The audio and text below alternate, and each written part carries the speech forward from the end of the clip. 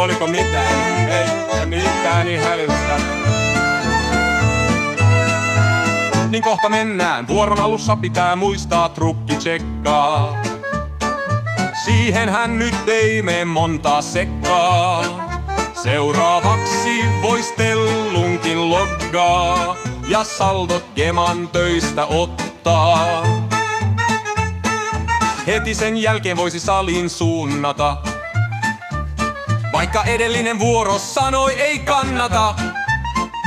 Salikierroksen jälkeen suuntaan takas lavamoomoon, missä näkyy vikavalot palavan, hei come on.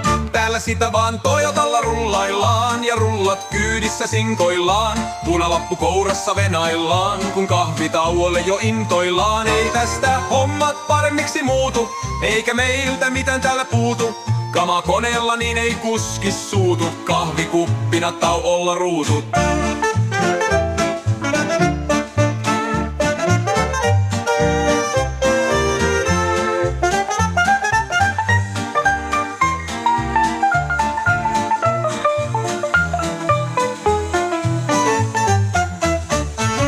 Aamuyön tunneilla alkaa jo silmää painaa, mut kuskeilla on vaan työnteolle aikaa.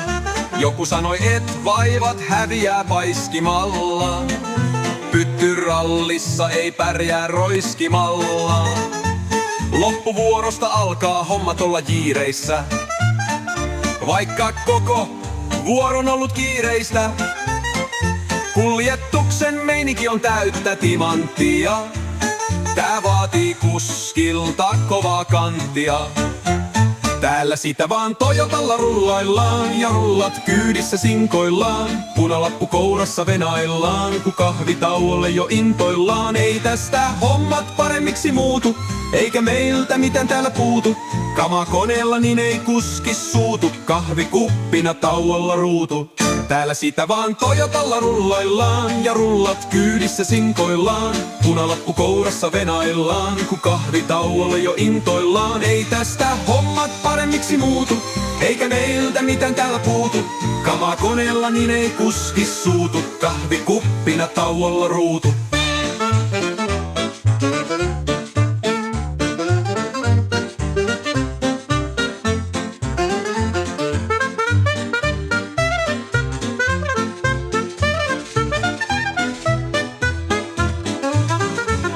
Täällä sitä vaan Toyotalla rullaillaan ja rullat kyydissä sinkoillaan. Punalappu kourassa venaillaan, kun kahvitauolle jo intoillaan. Ei tästä hommat paremmiksi muutu, eikä meiltä mitään täällä puutu.